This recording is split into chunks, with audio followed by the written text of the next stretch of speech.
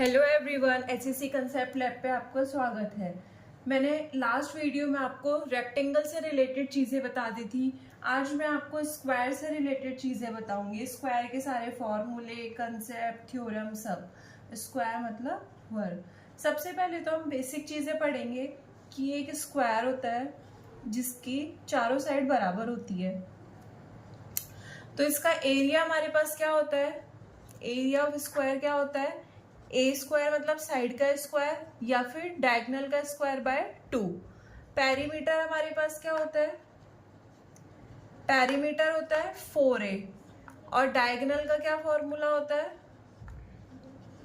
Diagonal का formula होता है √2/a। डायगोनल मतलब ये चीज हमारे पास डायगोनल होती है जो दो बराबर पार्ट्स में बांटती है। इसका फॉर्मूला क्या बताया मैंने आपको? √2a। अब इसके भी दो कंसेप्ट होते हैं। जैसे रेक्टेंगल में मैंने आपको कंसेप्ट बताए थे कि एक स्क्वायर के अंदर रेक्टेंगल है और एक रेक्टेंगल के अंदर स्क्वायर है। एक सर्किल के अंदर रेक्टेंगल बताया था और एक रेक्टेंगल के अंदर एक सर्किल बताया था। ऐसे ही स्क्वायर में बनता है कि हमारे पास एक ये स्क्वायर है और इसके अंदर एक सर्किल है जो चारों साइड से टच होता है। ठीक है, चारों साइड से हमारे पास टच होता है। तो इसमें क्या कंसेप्ट होता है हमारे पास कि जो क्या बोलते हैं इसको, स्क्वायर की जो साइड है वो सर्किल के डायमीटर के बराबर होती है। और सेकंड कंसेप्ट होता है कि अगर एक सर्किल के अंदर एक स्क्वायर है तो क्या होता है हमारे पास, जो स्क्वायर का डायगोनल होता है वो सर्किल के डायमीटर के बराबर होता है। सर्किल के डायमीटर के बराबर होता है। तो मैं एक बार आपको वापस समझा देती हूँ। स्क्वायर के तीन फॉर्मूले, एरिया, पेरीमीटर, डायगोनल। फिर दो कॉन्सेप्ट आते हैं हमारे पास। स्क्वायर के अंदर एक सर्किल है तो सर्किल की जो डायमीटर होगा, सर्किल का जो डायमीटर होगा वो स्क्वायर के साइड के बराबर होगा। और अगर एक सर्किल के अंदर स्क्वायर है तो जो हमारे पास ये क्या बोलते हैं, स्क्वायर का जो डायगोनल होगा वो सर्किल के डायमीटर के बराबर होगा। ठीक है, इतना आपको क्लियर हुआ। अब हम नेक्स्ट पढ़ते हैं। तो मैं हेडिंग ऊपर डाल देती हूँ स्क्वायर, क्योंकि आगे और थ्योरम पढ़ेंगे ना अपन।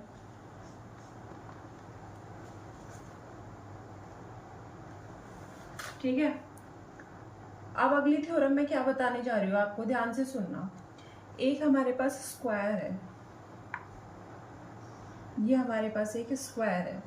इसमें से मैंने क्या किया, एक एक्स साइड का स्क्वायर काट के निकाल दिया। ये इसकी साइड ए हो गई, ये इसकी साइड ए, ये इसकी साइड ए। मैंने एक्स साइड का स्क्वायर निकाल दिया तो ये भी एक्स बचा, ये भी एक्स बचा, ये भी एक्स बचा। तो इसका पेरीमीटर क्या होगा? पेरीमीटर क्या होगा इसका? 3a और एक ये a प्लस, तो पेरीमीटर मैंने आपको क्या बताया? 3a प्लस एक ये, तो 4a आ गया। 4a में से अब क्या करेंगे, एक x तो हम माइनस कर देंगे, ठीक है, और प्लस क्या कर देंगे हमारे पास 3x। ये 3x प्लस हो जाएंगे हमारे पास और एक x माइनस हो जाएगा जो निकल गया। अब कितनी है साइड, तो हमारे पास कितनी है, 4a हमारे पास साइड है जिसमें से 2x जुड़ जाएगा। तो पेरीमीटर जब भी ये याद रखना, जब भी स्क्वायर में से एक x साइड का स्क्वायर निकाल लेते हैं तो पेरीमीटर आता है 4a प्लस 2x। ठीक है, अगला जैसे कि एक और बताती हूँ आपको। एक ये स्क्वायर है हमारे पास, इसका कॉर्नर में से हमने निकाल लिया x साइड का, कॉर्नर में से एक x साइड का हमने स्क्वायर निकाल लिया। तो ये x बचा, ये x बचा, ये a है, ये a है, ये a है, ये a है। तो हमारे पास क्या आएगा 4a। 4a माइनस करेंगे जो x साइड का हमने निकाला था। अब x साइड का भी इसमें याद रखना, इसमें दो निकले हैं, एक ये वाली साइड और एक ये वाली साइड। तो 2x हमारे पास निकल गया और प्लस में कितना आ जाएगा 2x। तो टोटल पेरीमीटर कितना आएगा हमारे पास 4a। आप समझिए मैंने क्या समझाया, मैं एक बार वापस समझाती हूँ कि एक स्क्वायर है, स्क्वायर में से अगर बीच में से एक x साइड का हमने स्क्वायर निकाल दिया तो पेरीमीटर क्या आता है, चारों साइड प्लस 2x। और अगर कॉर्नर में से हम निकालेंगे तो क्या आएगा 4a -2x जो हमने ऊपर नीचे का निकाला है और प्लस का 2x जो अंदर का हमारे पास बचा, तो 2x से 2x कट गया 4x। तो इसका कॉन्सेप्ट ये हो गया कि अगर बीच में से हम निकालेंगे एक साइड का तो हमारे पास 2x प्लस हो जाएगा, और अगर कॉर्नर में से निकालेंगे तो हमारे पास पेरीमीटर वही रहेगा जो ओरिजिनल स्क्वायर का पेरीमीटर होता है। अब आगे बढ़ते हैं। अब अगला कंसेप्ट मैं पढ़ाने जा रही हूँ आपको कि एक स्क्वायर है। हमें पता है कि स्क्वायर की चारों साइड क्या होती है, इक्वल। ये ए बी सी डी, मैंने एक डायगोनल बनाया है इसका। तो जब चारों साइड इक्वल है तो बीच में से अगर हम काटेंगे तो इसका एरिया और इसका एरिया बराबर होगा। तो कहने का मतलब क्या है मेरे पास कि ट्राइंगल ए बी डी बराबर होगा area of B C D के, आधा आधा एरिया होगा दोनों का। इसको हम दूसरी लैंग्वेज में क्या लिख सकते हैं, area of triangle A B D half of area एक स्क्वायर है ए बी सी डी का। आई बात समझ, 1/2 एरिया क्या हो जाएगा, 1/2। कैसे, ए बी सी डी एक स्क्वायर है, स्क्वायर की चारों साइड बराबर होती है, एक डायगोनल बी डी है हमारे पास जो कि 2 बराबर भागों में बांटता है, तो इसका एरिया और इसका एरिया बराबर होगा। या फिर हम कह सकते हैं कि एक ट्राइंगल का एरिया पूरे स्क्वायर का आधा होगा। ठीक है, अब आपको सेकंड चीज बताती हूँ। ये हमारे पास एक स्क्वायर है ए बी सी डी, ये बहुत मेन थ्योरम मैं आपको बता रही हूँ सारी, तो आप ध्यान से सुनना। ये सारी स्क्वायर की साइड बराबर होगी, ठीक है। ये 2 डायगोनल आपस में, स्क्वायर के डायगोनल ये याद रखना हमेशा 90 डिग्री पे काटते हैं। किस पे काटते हैं, हमेशा 90 डिग्री पे। आई बात समझ। तो क्या होएगा हमारे पास, ये डायगोनल मान लो D1 है और ये डायगोनल हमारे पास D2 है। तो सबसे पहले तो याद रखना स्क्वायर के डायगोनल हमेशा बराबर होते हैं, ठीक है। और दूसरी चीज ये याद रखना स्क्वायर के डायगोनल हमेशा 90 डिग्री पे काटते हैं, मतलब परपेंडिकुलर होते हैं एक दूसरे के। क्या समझाया मैंने आपको कि एक स्क्वायर है, ये इसके डायगोनल है 2, तो स्क्वायर की एक तो चारों साइड बराबर, वो स्क्वायर बना, और स्क्वायर के डायगोनल बराबर होते हैं और एक दूसरे को 90 डिग्री पे काटते हैं। और पहला मैंने आपको बताया था कि स्क्वायर का एक डायगोनल 2 बराबर भागों में बांटता है और उनका एरिया भी बराबर होता है, मतलब पूरे स्क्वायर का आधा एरिया होता है। ठीक है, अब आगे बढ़ते हैं। अब ये इस स्क्वायर का सबसे इंपॉर्टेंट पार्ट है जो बड़े बड़े क्वेश्चंस में हमसे पूछा जाता है। क्या पूछा जाता है, देखो ये हमारे पास एक स्क्वायर है,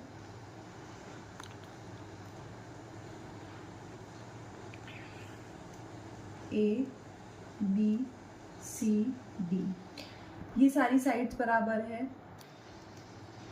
सबकी साइड बराबर है। एक ये लीव आई यहाँ पे,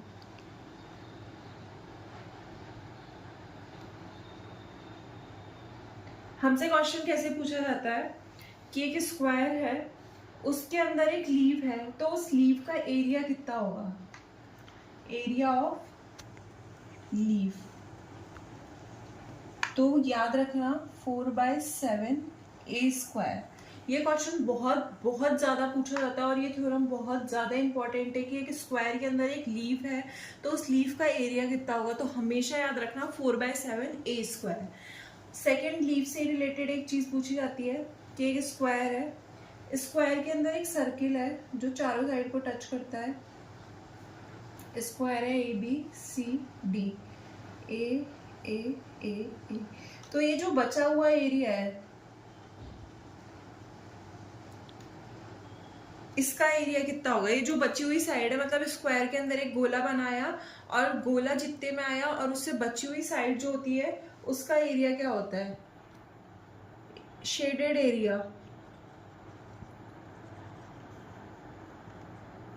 शेडेड एरिया, तो ये होता है 3/14 ए स्क्वायर। ठीक है, इसको ही हमारे पास दूसरे डायग्राम से बना के देते हैं। कैसे देते हैं कि एक स्क्वायर है, ठीक है, ऐसे बना देगा वो,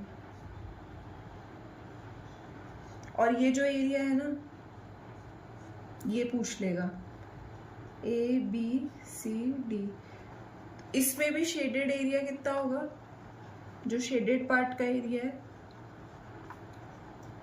ये भी होता है हमारे पास 3/14 और अगर, चलो आपको इतना ही बताती हूँ, एक बार दोबारा समझा देती हूँ कि स्क्वायर के अंदर एक लीफ है, लीफ का एरिया बोलेगा 4/7 अगर एक स्क्वायर के अंदर एक सर्किल है तो बचा हुआ जो पार्ट है वो शेडेड एरिया का, उसका एरिया होगा 3/14 इसी को ही दूसरे तरीके से हमसे पूछ लेगा इस वाले डायग्राम से कि स्क्वायर दे दिया, स्क्वायर के अंदर इस तरह से एक बना दिया, ये भी क्या हो गया, अब ये 1/4 हो गया सर्किल का, ध्यान से देखो तो 4 पार्ट मिलके एक सर्किल बना दिया और बचा हुआ पार्ट क्या हो गया, यही पार्ट निकल के आ गया, तो एरिया कितना होगा 3/14 मैंने आपको समझाया था कि स्क्वायर के अंदर एक लीफ है, इसी का ही दूसरा हमारे पास एक और डायग्राम पूछता है क्वेश्चन में, पेपर में, मतलब कैसे पूछेगा हमसे कि 4 लीफ बना के दे देगा वो, एक ये पॉइंट है स्क्वायर में,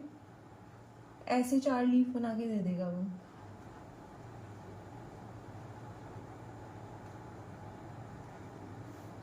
ये हमारे पास एक स्क्वायर है ABCD और ये 4 लीफ बना के दी, मैं इनको शेड कर देती हूँ।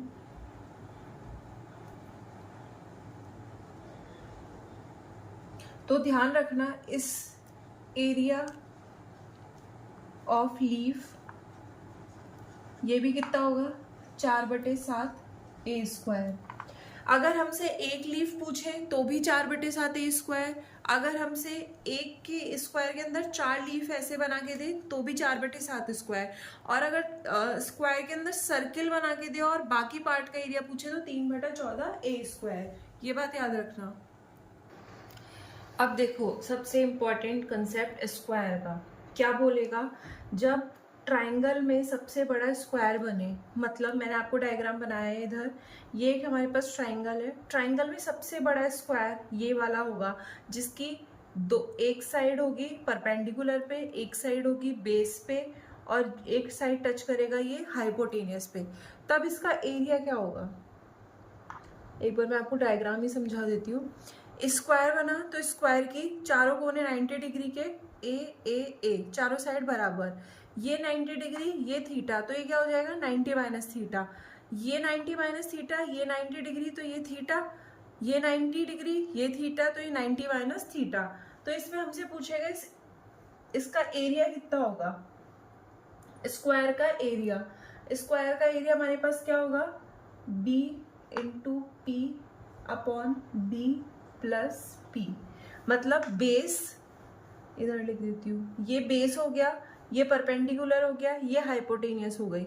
अगर हमसे पूछे इसका एरिया कितना होगा, स्क्वायर का एरिया कितना होगा, तो स्क्वायर का एरिया क्या होगा BP upon B plus P, मतलब base into perpendicular upon base plus perpendicular, ठीक है।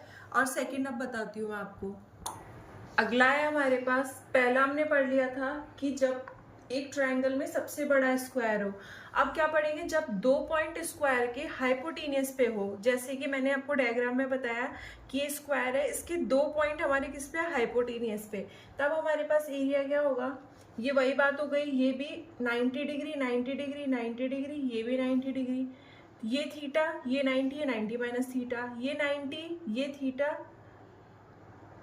ये 90 डिग्री ये 90 माइनस थीटा, तो ये थीटा।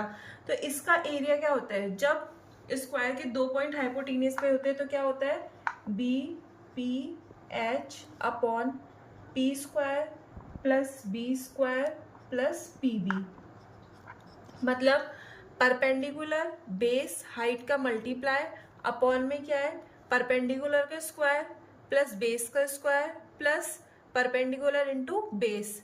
ये याद रखना, 2 कॉन्सेप्ट बताया है, जब ट्राइंगल में सबसे बड़ा स्क्वायर बने और जब 2 पॉइंट स्क्वायर के 2 पॉइंट हाइपोटेनियस पे टच करें तो एरिया क्या होगा। सो गाइस आज मैंने आपको सारे स्क्वायर के कंसेप्ट बता दिए हैं, कल मैं आपको पैरेललोग्राम के कंसेप्ट बताऊंगी और मैंने इससे जो लास्ट वीडियो बनाई थी उसमें मैंने आपको सारे रेक्टेंगल के बताए थे, तो आप रिवीजन भी करते रहिएगा साथ साथ, और मैं आपको सारे कंसेप्ट सारे फॉर्मूले और जितनी भी थ्योरम है वो सब क्लियर कर दूंगी। तो आपको वीडियो कैसी लगी हो please comment down and subscribe for more videos. Thank you.